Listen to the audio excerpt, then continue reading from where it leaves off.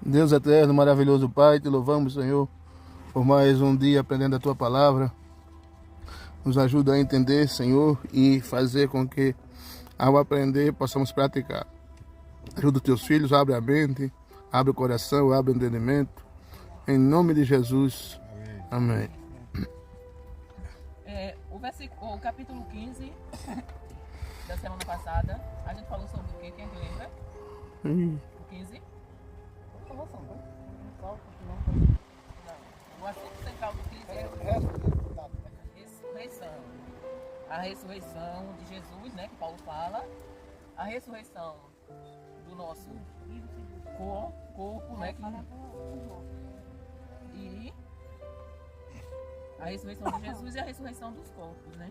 Então nós aprendemos, Paulo provou por A mais B que a nossa fé ela é baseada em fato, na ressurreição de Cristo, né? Em fato.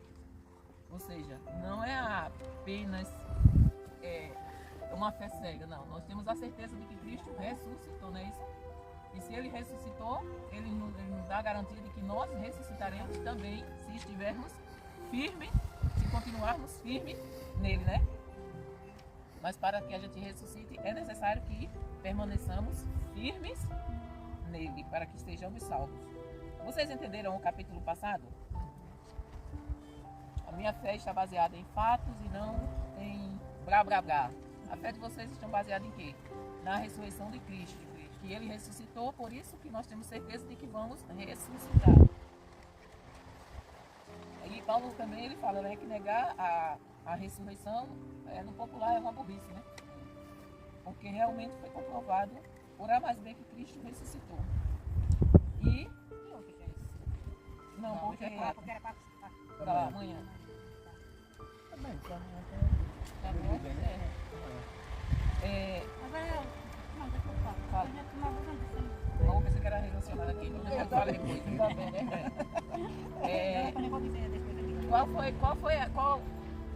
Qual é o inimigo que Cristo venceu com a ressurreição? Qual foi o inimigo? A morte, né? Cristo destruiu, né? E temos a vitória completa, né? Que Paulo faz assim, onde está o morto do teu aguilhão, né? Por quê? Quando o nosso corpo ressuscita, ele será como? Ele será como? Incorruptível. Imortal.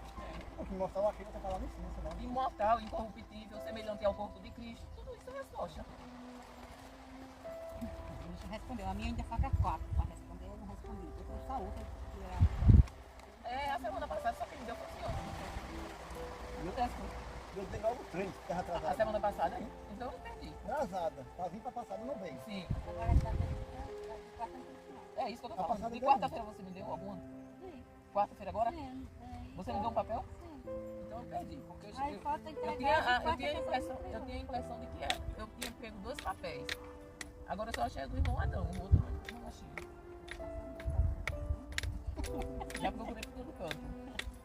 Vamos lá, hoje nós vamos estudar o último capítulo da carta de 1 Coríntios. A carta de 1 Coríntios tem quantos capítulos? 9. Essa resposta, irmã Maria, só é a senhora olhar para cima do papel que a senhora vai ter ela.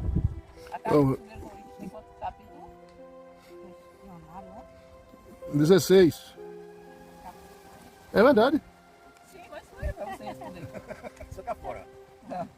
Você não sabe, aí ele responde erradamente. Gente, pelo amor de Deus, olha que tem um cabeçalho. 1 Coríntios 16, é o que nós vamos estudar hoje. Ah, mas eu não estava aí não, irmão. Eu estava nessa outra, olhando aqui, nessa outra. Olhando pra aqui. Aí tu pode ter falado. Não, mas no questionário também tem. Questionário, 1 Coríntios 16. Não tem não aí. 16 é o último capítulo da carta. Então, 1 Coríntios tem quantos capítulos? Vamos repetir? 16. 1 Coríntios tem quantos capítulos? Vai 16. Pronto. Fica na memória.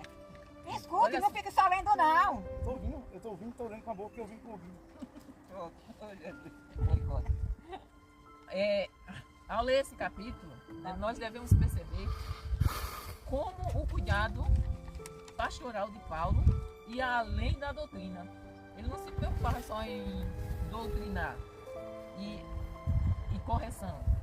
Ele se preocupava também em com os necessitados, nós vamos ver, né, nesse capítulo aqui, que ele se preocupava com os necessitados, com a reputação dos líderes, com o planejamento das viagens missionárias e com o amor sincero dentro da igreja. Então, veja que é um capítulo pequeno, mas que abrange tudo isso. Ele se preocupava não só em doutrinar, ensinar, corrigir, mas ele se preocupava com a ação social, como os irmãos estavam, os necessitados. Ele se preocupava com a reputação, como os líderes estavam sendo tratados pela igreja. E ele se preocupava também com o planejamento missionário e com o amor entre os irmãos da igreja. Ele estava também comprometido em fortalecer a unidade entre os crentes gentílicos e os judeus. Ou seja, não era só uma questão de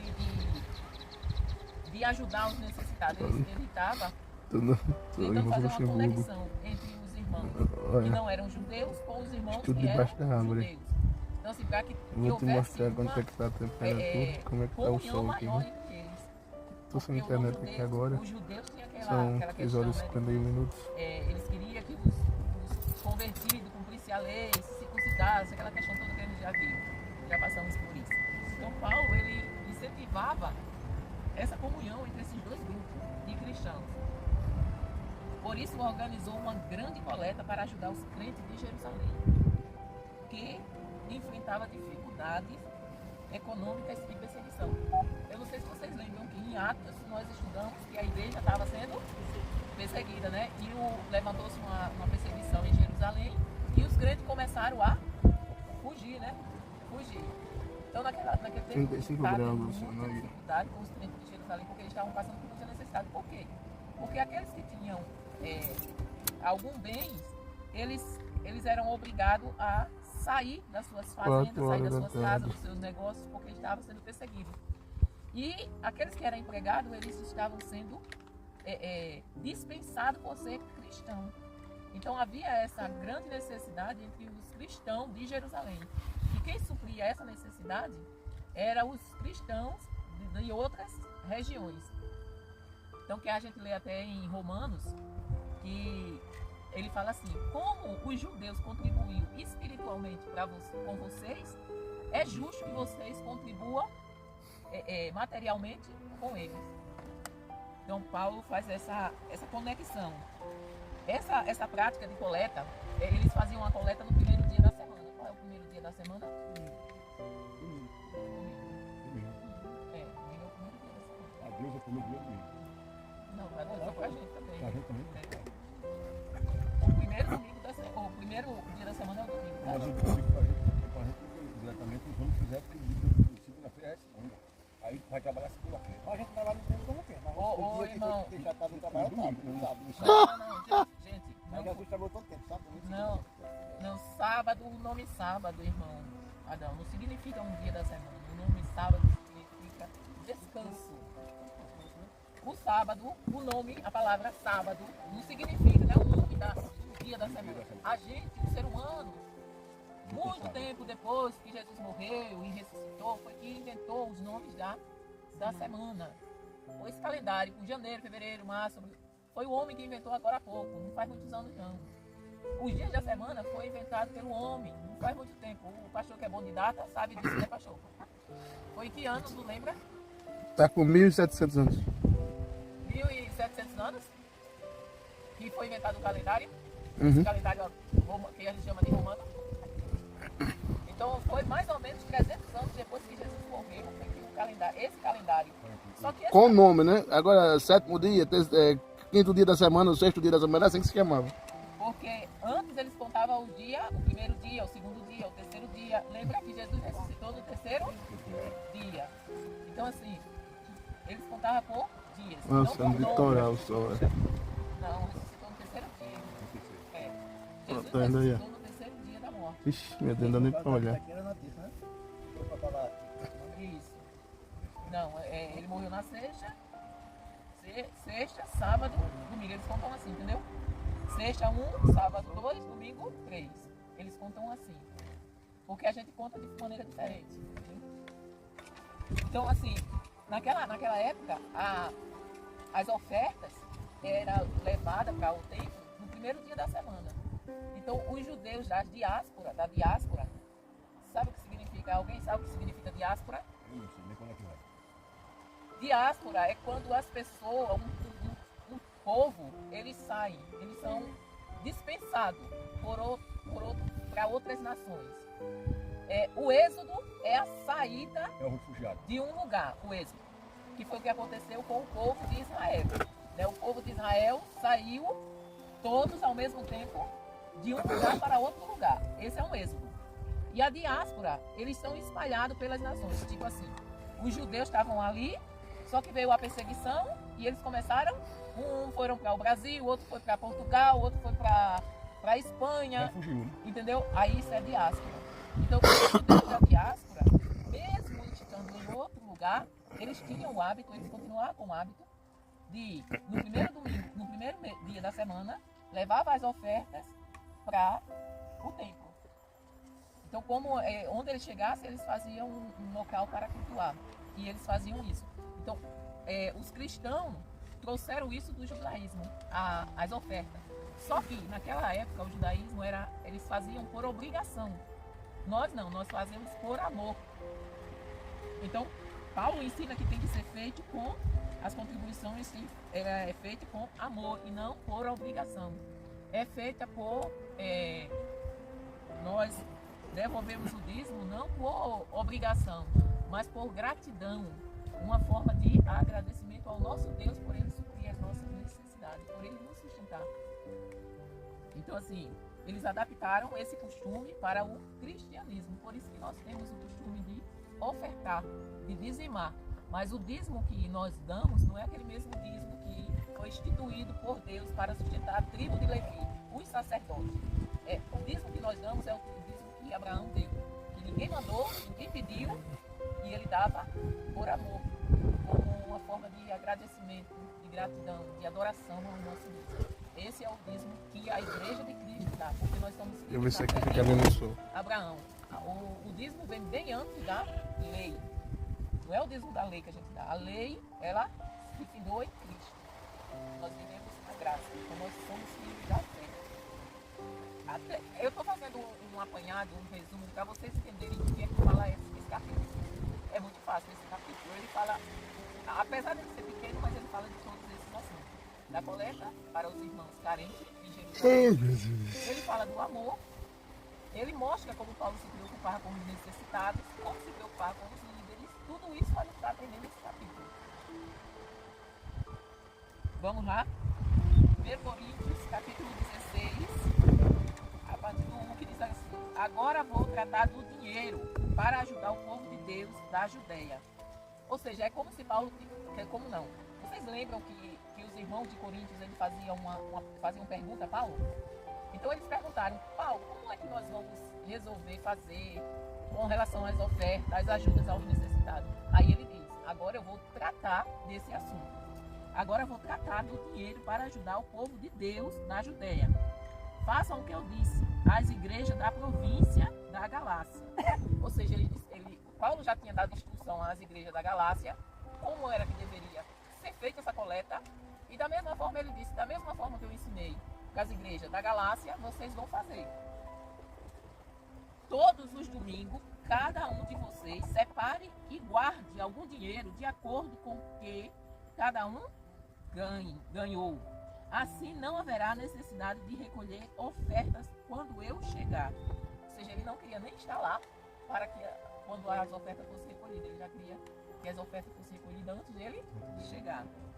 Depois que chegar, eu enviarei com cartas de apresentação aqueles que vocês escolherem para levarem a oferta até Jerusalém. Se for conveniente que eu também vá, eles farão a viagem comigo. Leia aí o 5, irmão Adão. Vocês entenderam aqui? Entenderam? Entendeu? Mais ou menos, diga qual é a sua dúvida. Ó,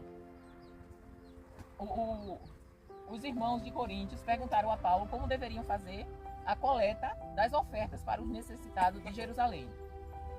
Aí Paulo está respondendo: faça como eu ensinei na igreja da Galácia, que era outra igreja. A mesma instrução que ele deu para essa igreja da Galácia, ele deu para a igreja de Corinto.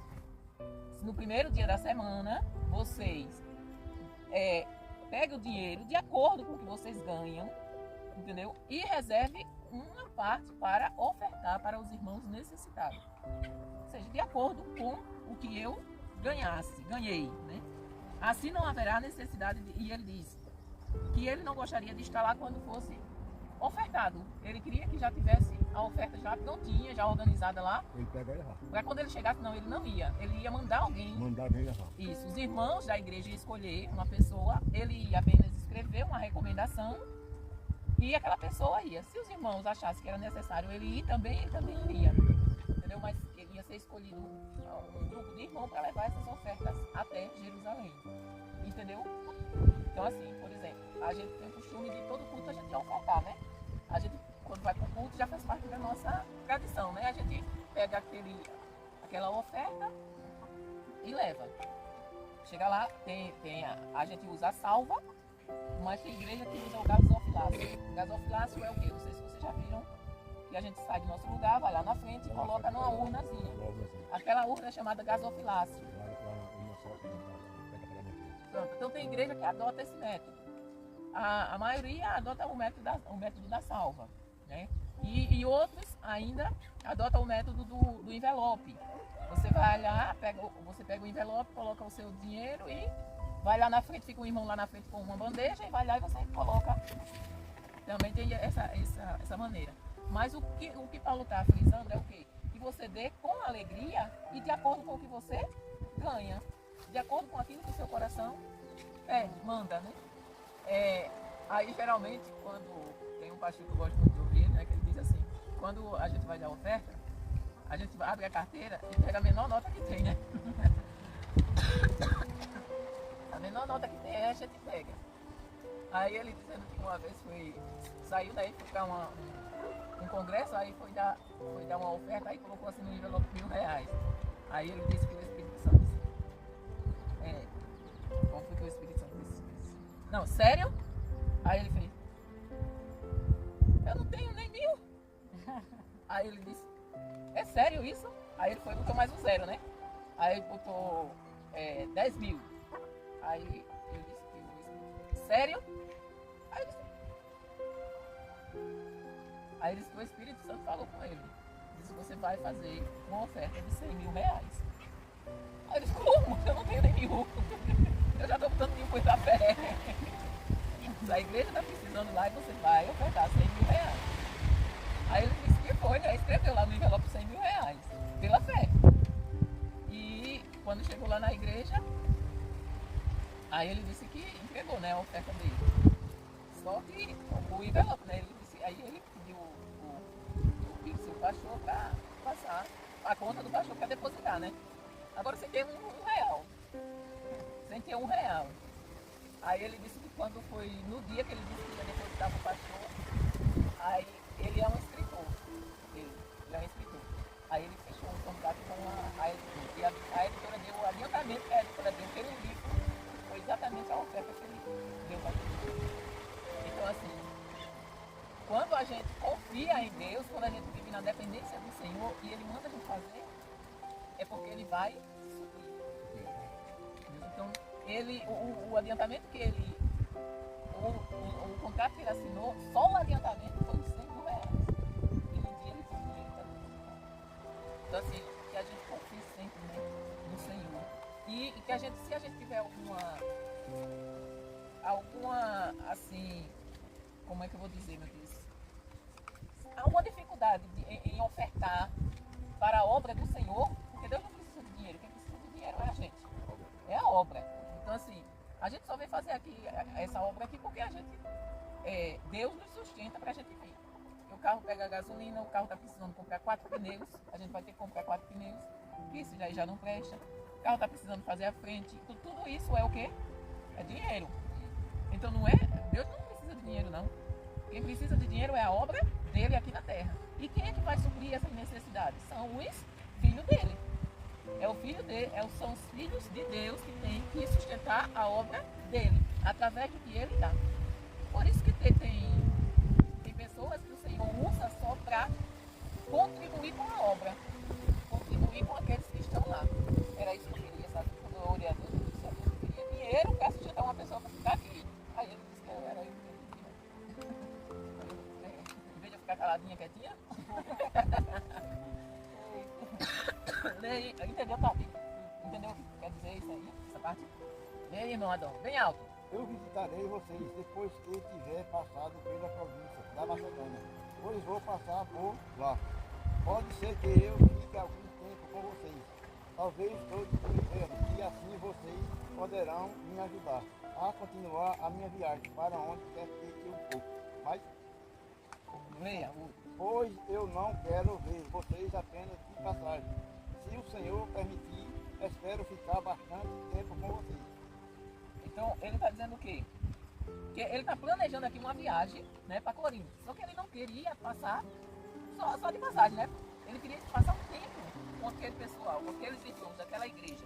Então, ele estava se planejando para poder ir, para poder passar esse tempo. Ele disse que queria passar o quê? O inverno, não é isso? Ou seja, ele queria invernar lá com os irmãos. Ele chegava lá, passava o inverno é o quê? 4 meses, não é isso? Passava os 4 meses, aproveitava para matar a saudade dos irmãos, para ensinar os irmãos, para aprender com os irmãos. E depois ele seguia viagem com a ajuda de quem?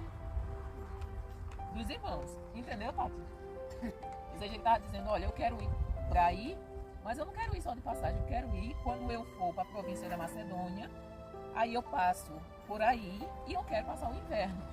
Antes de ir para a Macedônia, eu passo aí, fico o inverno com vocês, depois sigo viagem. Era isso que ele estava falando.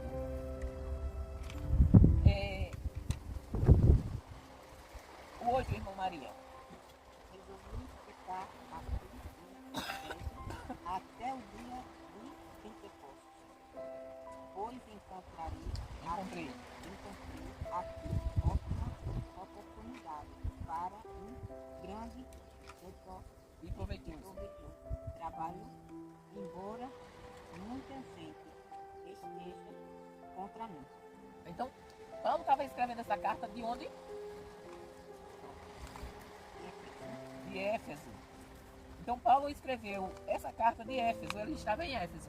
E ele disse que Deus tinha aberto uma grande porta. Vocês lembram que a gente estudou sobre a cidade de Éfeso? E tinha aquela deusa Diana, deusa Apolo, um monte de deuses lá. E como ele encontrou uma porta, embora a perseguição fosse muito grande como ele, mas ele queria passar um tempo lá, aproveitar esse tempo para pregar a palavra do Senhor. Então assim, veja que ele se preocupava de aproveitar todas as oportunidades que ele tivesse para pregar a palavra. Será que nós estamos seguindo esse exemplo aí? De toda a oportunidade que nós tenhamos da gente pregar a palavra do Senhor? Hein, Tati?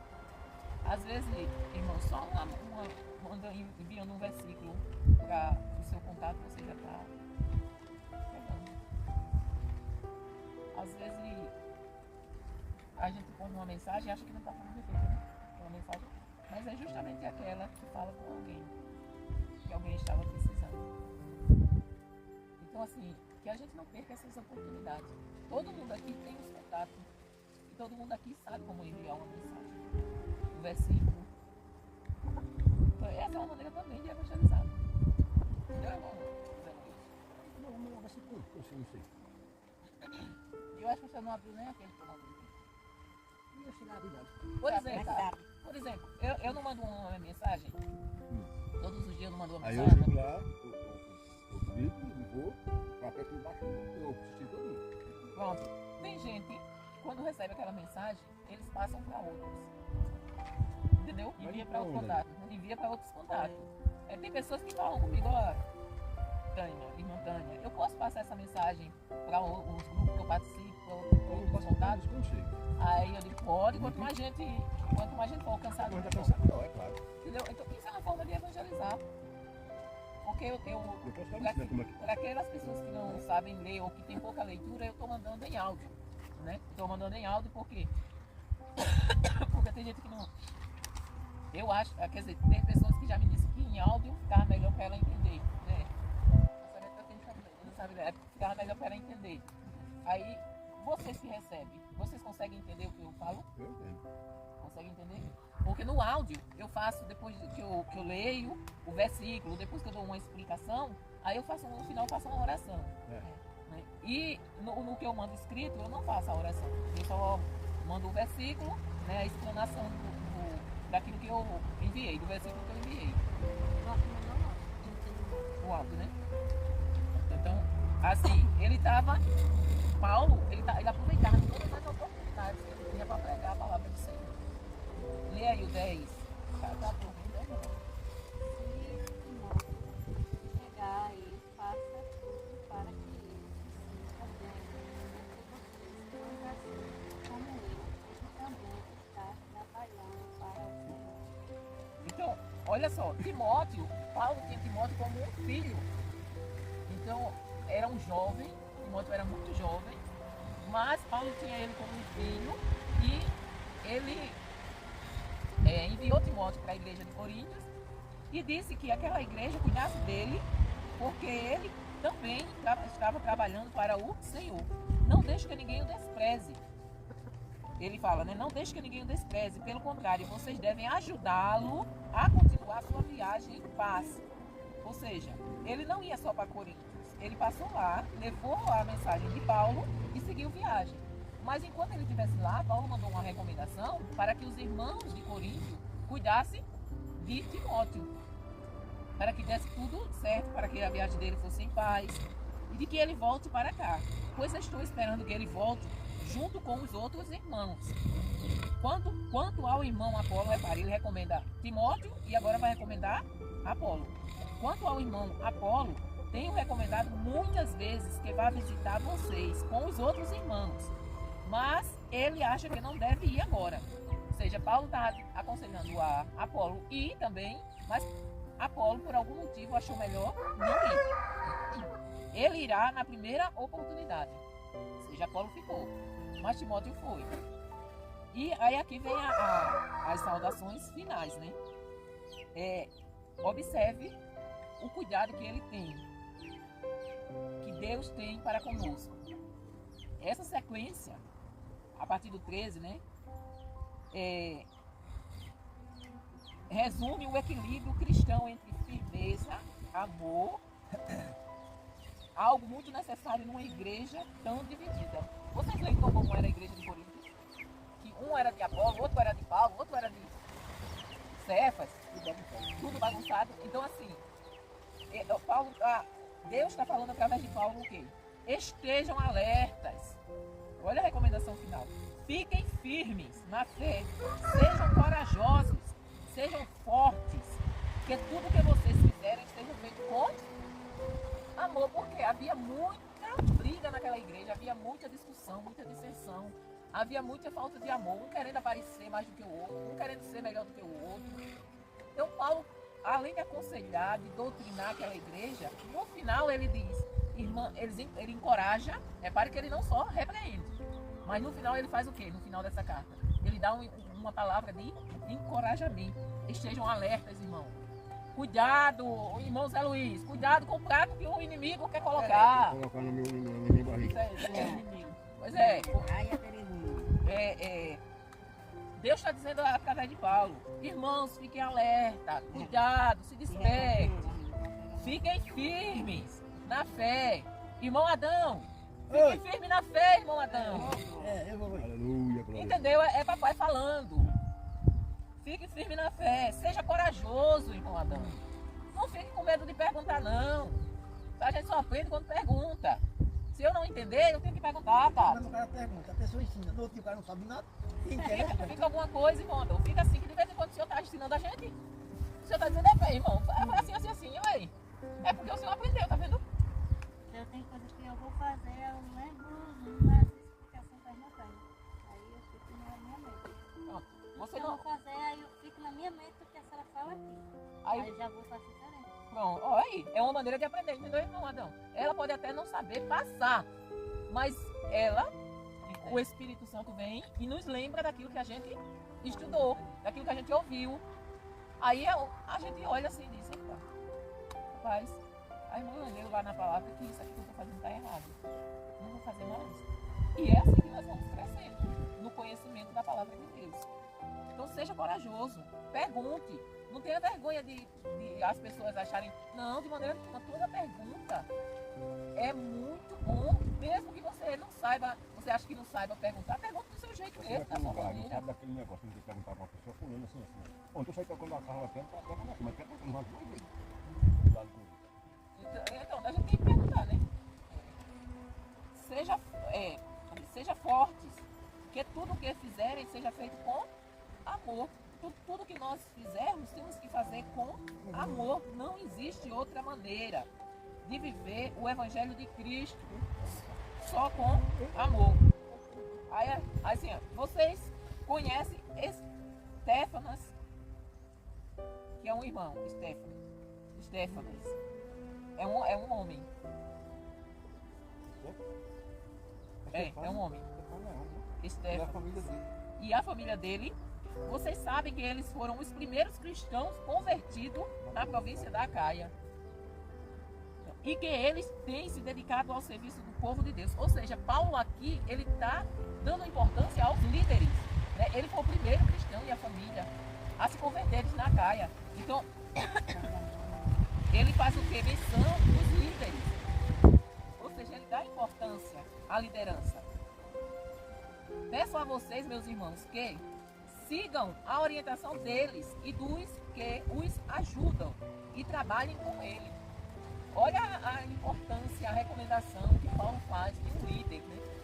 Que os irmãos dê ouvido ao ensinamento dele, porque Paulo está dando testemunho daquele irmão, ele realmente é crente, é firme, foi o primeiro e continua firme, trabalhando na obra do Senhor. Ajudem, né, e trabalhem com ele.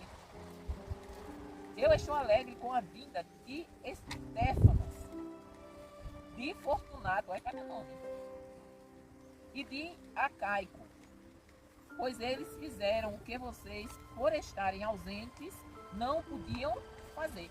Ou seja, esses irmãos que Paulo está citando aqui, Paulo estava em Éfeso, e na época que Paulo estava em Éfeso, Paulo era muito perseguido, e esses irmãos eram os que ajudavam Paulo. Por quê? A igreja de Corinto, que Paulo tinha fundado, não podia ajudar porque Paulo estava distante. Então esses irmãos estavam ajudando a Paulo.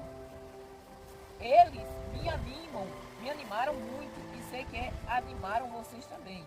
Gente, como essa merece elogios. Então, irmãos, não é errado a gente elogiar outra pessoa. Não é errado a gente agradecer pela vida daquela pessoa que está ali conosco, trabalhando conosco, nos ajudando. Por exemplo, se a gente sair daqui e o pastor, e vier outro pastor, claro, a gente vai dizer para aquele pastor quem é cada um de vocês. Né? Então a gente vai conversar com aquela pessoa, dizer, olha, a irmã Maria é responsável pela igreja, ela cuida da igreja, o irmão Zé Luiz, o irmão Adão tira as ofertas. Isso não é errado a gente fazer. A gente elogiar a quem está fazendo o trabalho do Senhor. Agora, o errado é você deixar o orgulho entrar no seu coração, se achar que é. Não, porque tudo, absolutamente tudo que nós fazemos porque o nosso Deus nos dá a capacidade de fazermos. Por pequena que eu acho que seja aquilo, mas é Deus que nos dá a capacidade. Seja de servir um copo d'água para um desses pequenininhos, o Senhor diz, nós teremos o nosso galardão. Então tudo que a gente fizer, a gente faça consciente de que nós estamos fazendo para o Senhor. Então assim, tudo que nós fazemos para o Senhor. Não importa se você não vai receber um obrigado. Todo mundo deveria ser grato, mas nem todo mundo é grato. Às vezes a pessoa não agradece com obrigado, mas agradece de outra forma, é a forma da pessoa. Mas, assim, tem pessoas que você faz e não agradece. Pelo contrário, lhe devolve com coisas ruins. Isso. Né? Mas o importante é que nós não estamos fazendo para aquela pessoa, nós estamos fazendo para Deus. Isso não significa que vai chegar uma pessoa, é aquilo que eu falo sempre. Irmãos, ajudar não é ser, como é que se diz, meu Deus? Não é ser conivente com o erro. Quando uma pessoa, como a gente tem gente aqui, por exemplo, que tá passando necessidade, mas não é porque não tem, é porque ela pegou o dinheiro de comprar a feira e tomou todinho de cachaça. Aí, se a gente for ajudar aquela pessoa, nós estamos sendo coniventes com o vício dela. Estamos sendo condenados com ele. Entendeu? Mas, irmã, eu tenho pena das crianças. Ok, pegue a comida das crianças, olha, bote o prato de comida, dê comida às crianças, e vá para casa. Entendeu? Então, assim, ajudar não é ser conivente, não. Ajudar é quando uma pessoa está com necessidade. Por exemplo, já passou gente pedindo na minha casa, nessa daí não. Nessa daí é difícil alguém bater lá. Mas já passou gente pedindo na minha casa que eu estava necessitando de uma pessoa para me ajudar. E eu disse, olha, você está com fome? Estou. Eu tenho comida aqui e eu posso lhe dar algo a mais. Agora eu vou lhe dar comida para você comer e depois você me ajuda aqui em casa. Aí eu lhe pago. Eu não vim atrás de trabalho, eu vim atrás de dinheiro. Foi, irmão. É assim mesmo.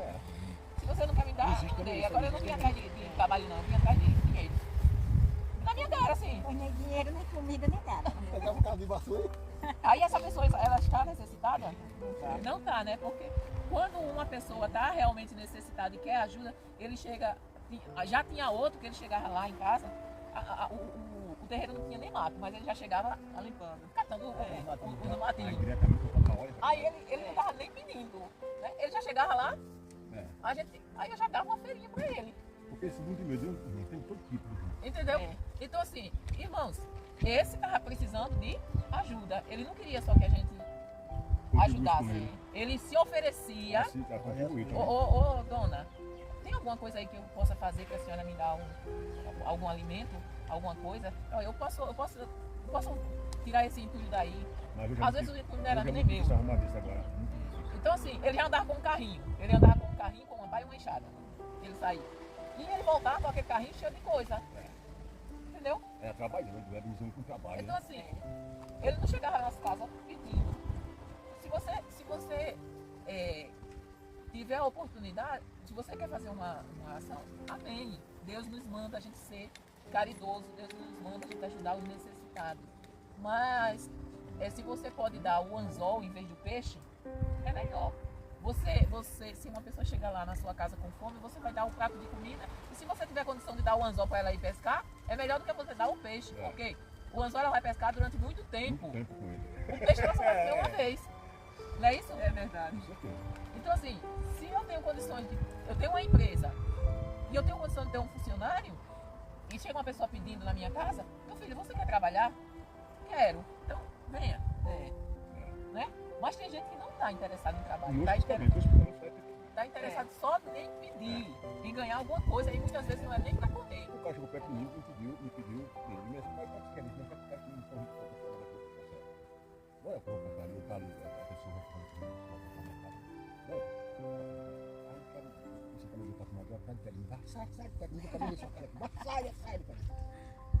Não quis a comida. Não quis a comida, ele queria mandar para droga. Então assim, existe isso também, né? Então nós devemos saber. Não dá não.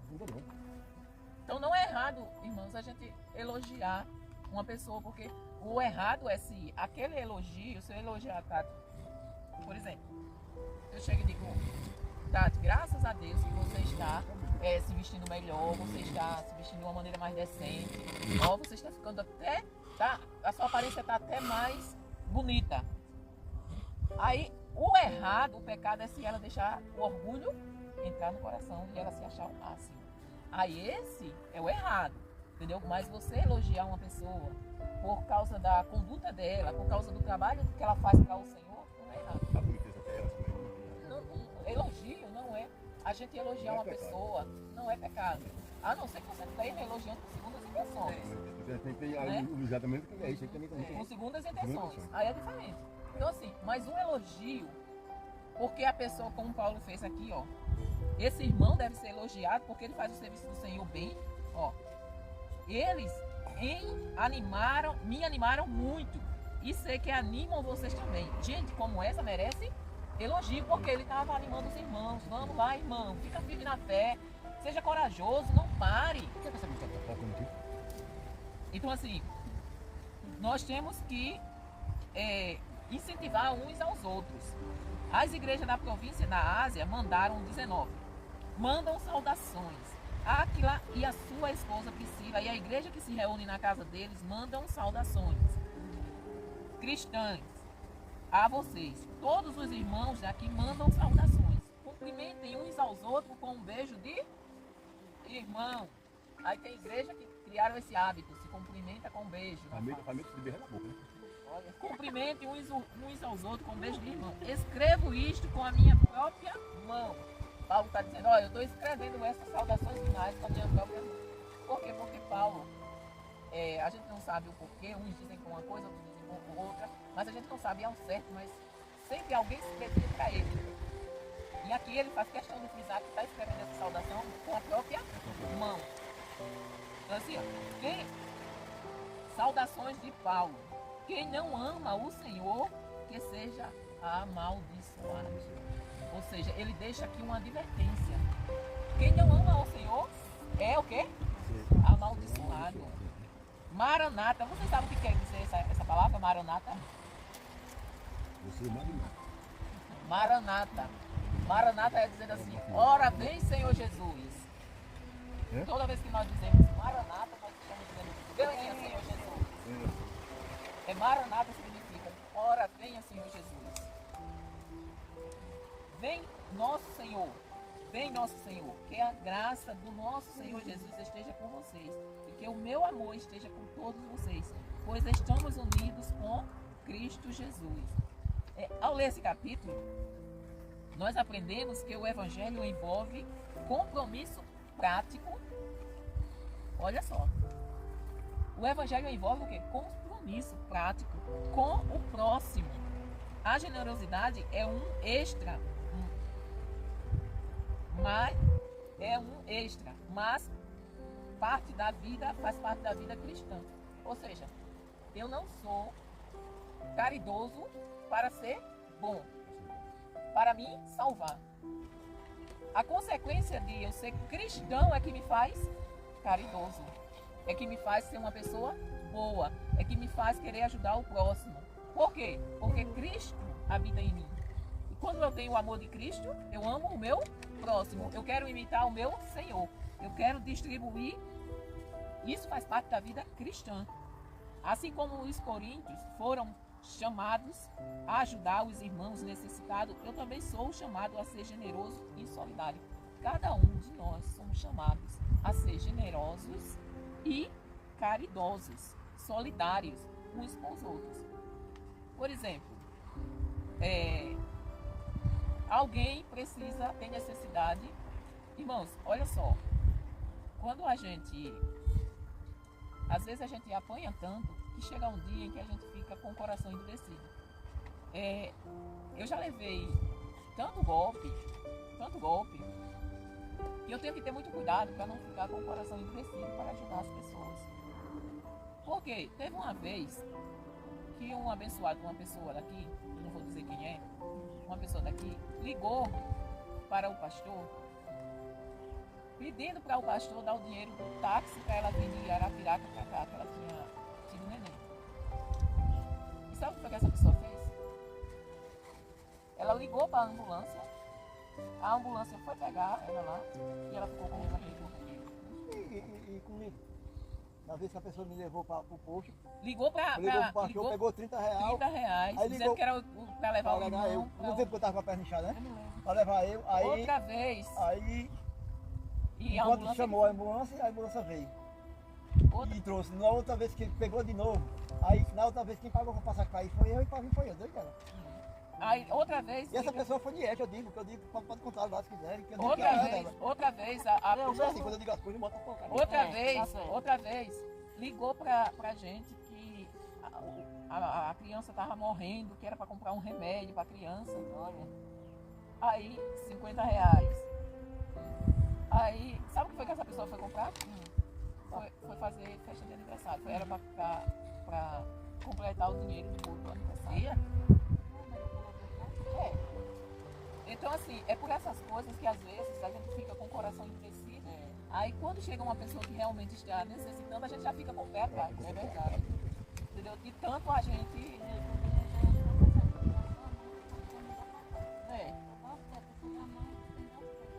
Mas, Tati, no seu caso, o ciclo que você vive não são de pessoas necessitadas.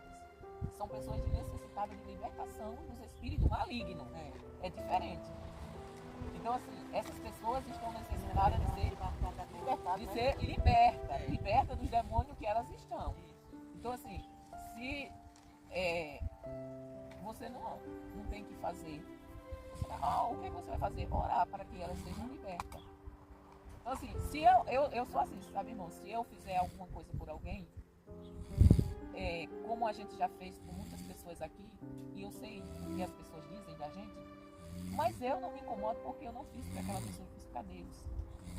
Então, se ela não agradece, ela vai ser cobrada por Deus, ela vai prestar conta. Então, se eu vou fazer alguma coisa para depois eu ficar reclamando, eu não faço. Entendeu? Se alguém chegar aqui e me pedir uma coisa e para eu dar e depois ficar reclamando, eu não dou.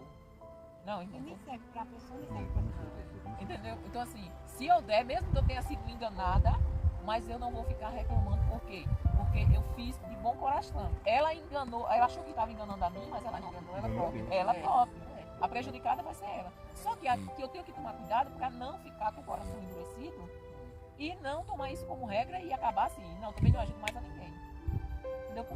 Porque da mesma forma, olha, eu já passei, para você ver como Deus é maravilhoso, eu já passei, já aconteceu do carro quebrar no lugar em que o celular não dá área, esquisito.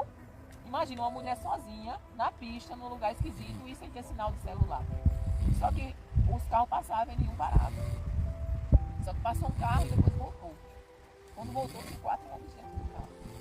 Aí ele já foi saindo dizendo: não se preocupe, moça, que nós somos homens de bem. A gente passou, eu vi que a senhora estava com o carro parado aqui, aí a gente voltou. Aí eu disse: o motor, dessa vez o motor pifou. Meu filho, eu mandei o meu filho botar água, ele colocou água e ele tampou. E não deu o alerta, não acendeu a luz. O motor pifou. Aí eles me levaram, eles iam para outro lugar. Eu estava entre Frecheira e. Não, Frecheira e União. Aí eles voltaram, me deixaram. E eles iam seguir para Joaquim Gomes. Eles voltaram, me deixaram num posto. Ele disse: eu conheço um posto. Eu vou lhe deixar num posto onde tem sinal. Lá e você chama o bicho. Ele disse: tá ótimo. Mas eles saíram do curso dele. Eles entraram numa cidade, me deixaram lá, estava chovendo ainda mais, e depois seguiram viagem. Então, assim, Deus prepara pessoas para nos ajudar. Então, da mesma forma, já aconteceu de eu passar com o carro, ver carro lá parado, e eu parar também e perguntar se estava precisando de ajuda, de alguma coisa. Por quê? Porque na hora me veio na mente. Naquele dia em que eu estava lá, alguém parou e me socorreu. Então, a minha obrigação, como cristã, principalmente como cristã, é de parar. É perigoso? É. Perigoso é você parar no meio da estrada para alguém. Mas assim mesmo, e naquela época eu andava sozinha, eu orava a Deus: Senhor, toma a frente, né? E eu parava, tá precisando de ajuda. Uma vez foi até 2 mulheres, o pneu furou e eu não tenho como trocar. Aí você leva até a próxima borracharia, né? Levar, consertou o pneu, vim trazer, o rapaz veio, o pneu dela. Então assim, mas acontecem essas coisas que eu relatei aqui para vocês, com pessoas dessa forma, que a gente aqui, né, que a gente sem poder, a gente já tira de onde a gente não tem, para a pessoa dar golpe, sendo golpista. Então, aí depois de acho que umas 5 vezes que a gente levou esses golpes, aí o que é que a gente diz? Não vou ajudar. Tem dinheiro, o dinheiro que tem não é para ajudar. É para pagar as nossas contas. Eu não vou tirar de onde eu não tenho para dar uma pessoa para aquela pessoa. Eu sei que ela está mentindo, para estar bebendo, para estar drogando-se com uma mentira, usando as crianças. Então assim, e não fiquem de consciência pesada não. Se uma pessoa como essas que a gente conhece daqui chegar na sua porta pedindo comida, se você disser assim: a comida que eu tenho é para mim e a minha família, você tem com que comprar e você foi beber com o dinheiro. Não fique com consciência pesada, não. Se as crianças chegarem, bota as crianças e dê comida, se você tiver condições. Nessa semana mesmo. Essa semana passaram, no mesmo dia, passaram com uma bolsa cheia de lição de cerveja à tarde. À noite foi me pedindo misturando. É. Eu disse, a portão aqui é para mexer, eu não vou tirar da mexer para dar para mexer. É. E tá certo, e não tem que ficar com consciência pesada. O não. dinheiro que foi comprar a cerveja poderia comprar a mistura. Exatamente. É, irmão, tem claro, né? Eu não vou dizer quem é, mas tem uma pessoa que diz que dá dinheiro para o povo beber. Eu disse para essa pessoa que ele está errado, ele está contribuindo para que aquela pessoa piore cada vez mais. Né? Porque ela disse, eu dou. O que ele vai fazer para lá, eu digo, mas o senhor não sabe? Se o senhor não soubesse que era para beber, e o que tem? Dá o dinheiro. Eu digo, não, faça o seguinte, se eu não quer dar de beber a alguém, então o senhor faz o seguinte, o senhor me dá o dinheiro que eu vou dar de beber o carro, que o carro precisa beber gasolina. Então, se o senhor quer dar para beber, então não, tá. Essa pessoa nunca, eu já parei com ela no posto, ela nunca disse assim, todo R$10 para completar o combustível. Nunca. Mas quando os bêbados passam pedindo, ele dá 5, dá 10. Entendeu? Então assim, aí eu fico só observando. Então, é esse tipo de coisa que a gente não pode. Eu vou ter, se uma pessoa dessa tiver necessidade de dizer assim, irmã, vamos, eu estou precisando ir em tal lugar, a senhora vai comigo? Vou, se botar o combustível, eu vou. Por quê? Porque ela não tem consciência de que o carro precisa de combustível e ela tem condições. Então eu jamais vou dizer assim, vou e não vou cobrar nada. Vou cobrar sim. Só vou se botar o combustível. É tanto de combustível. Então assim, a gente tem que separar as coisas. A gente tem que separar o que é caridade, o que é ser solidário, né? E o que é os aproveitadores. Como por exemplo, ontem a gente ia para Coruripe. Eu sabia que a Arlinda está internada em Coruripe. Aí, ofereci ao irmão Zé Luiz, se o senhor quiser ir, a gente vai amanhã para Coruripe. Quer dizer, eu ia cobrar do irmão Zé Luiz? Não. Porque a gente, de qualquer maneira, a gente já ia. Né? A gente já ia. Agora, se ele dissesse, ó, irmã, dá para a senhora me levar em Coruripe? Aí é outra coisa. Né? O irmão dá R$100 para ir e vir. De combustível. É R$100 para ir e vir. Aí é outra coisa, né? Mas é só 100 não, é 100 e pouco, tá? Para ir e vir.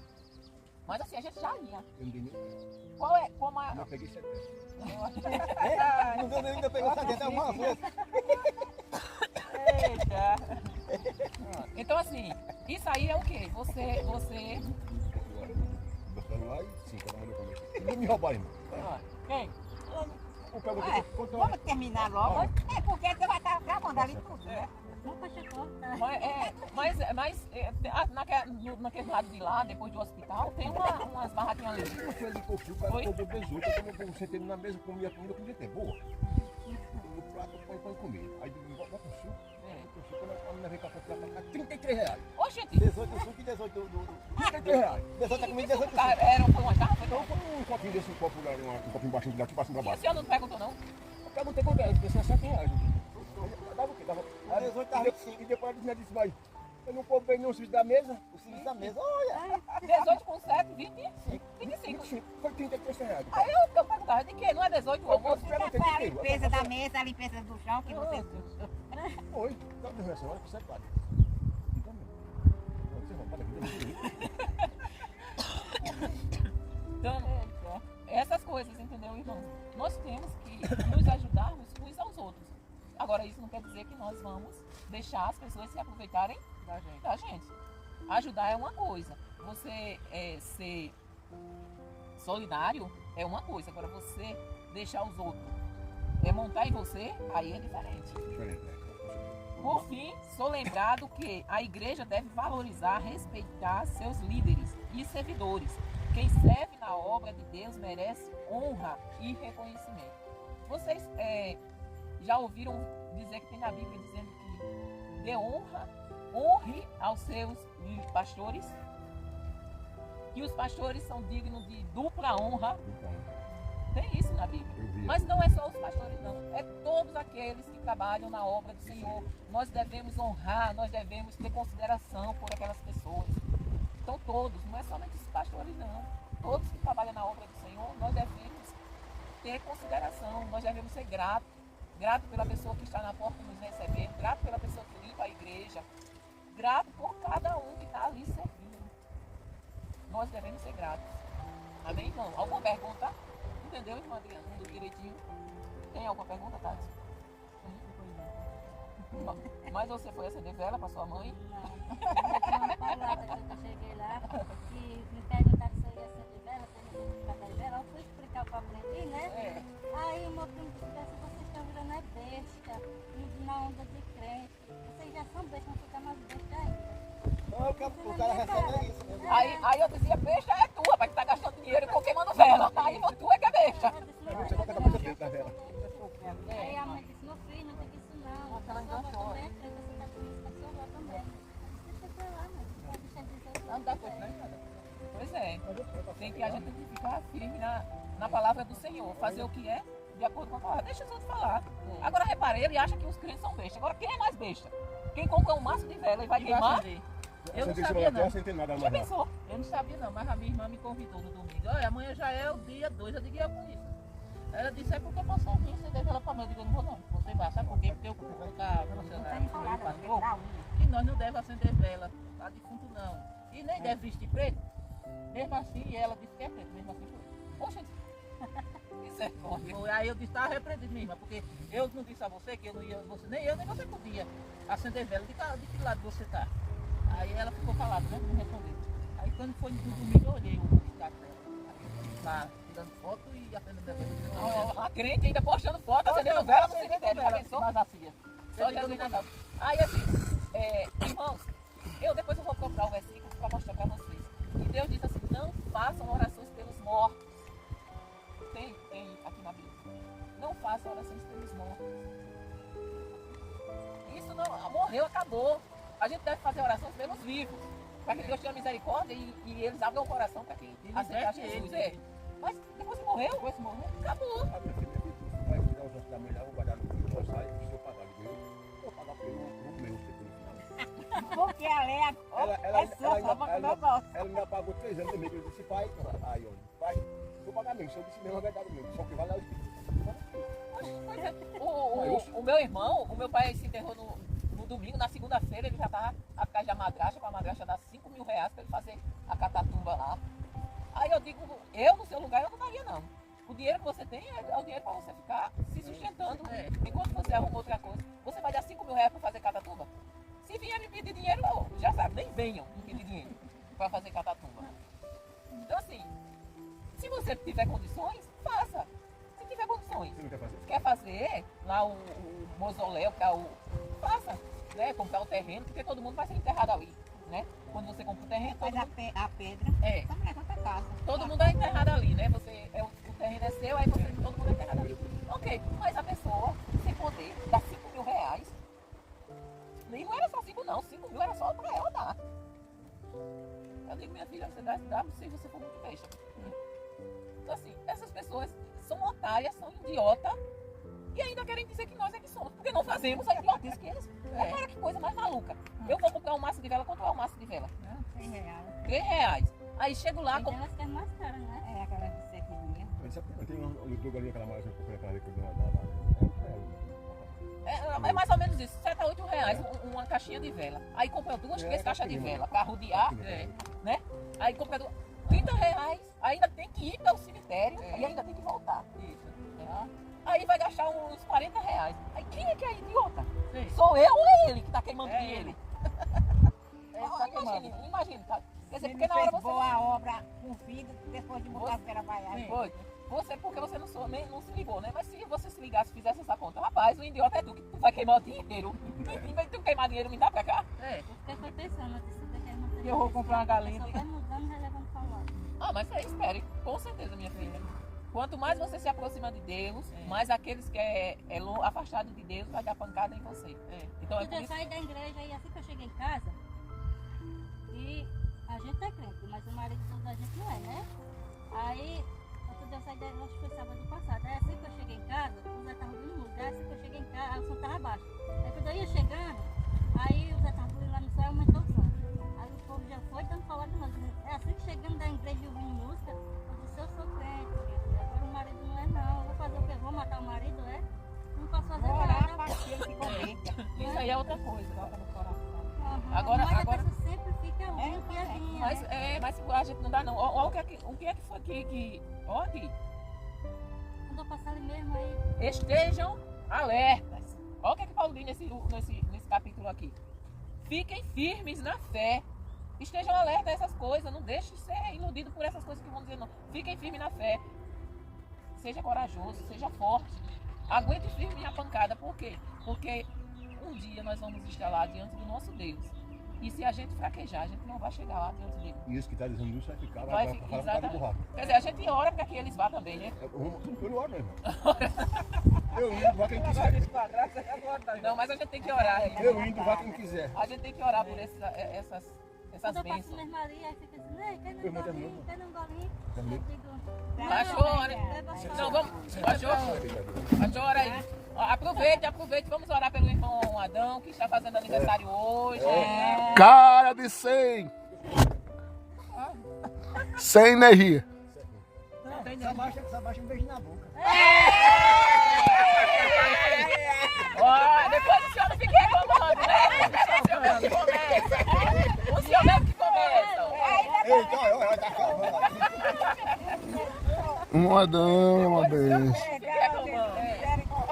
Vamos orar, né? Falou do beijo da boca, eu vi gente ficar vermelha. Pai, muito obrigado, Senhor, por esta tarde onde aprendemos a Tua palavra. No último capítulo do livro de Coríntios, 1 Coríntios. Pai, que nós possamos ter o desejo e o empenho de sempre aprender mais. Desperta os irmãos de Sete Casas e Rosa Luxemburgo a se apaixonarem por aprender a Tua palavra. Em nome de Jesus. Nem orou pelo aniversariante, homem. Não, a gente vai orar depois. Não? Ora agora, homem. Todo mundo aqui. Abençoa o aniversariante, Jesus. Preserve ele, acalme ele, manda um maracujina do alto de presente. Em nome de Jesus. Amém.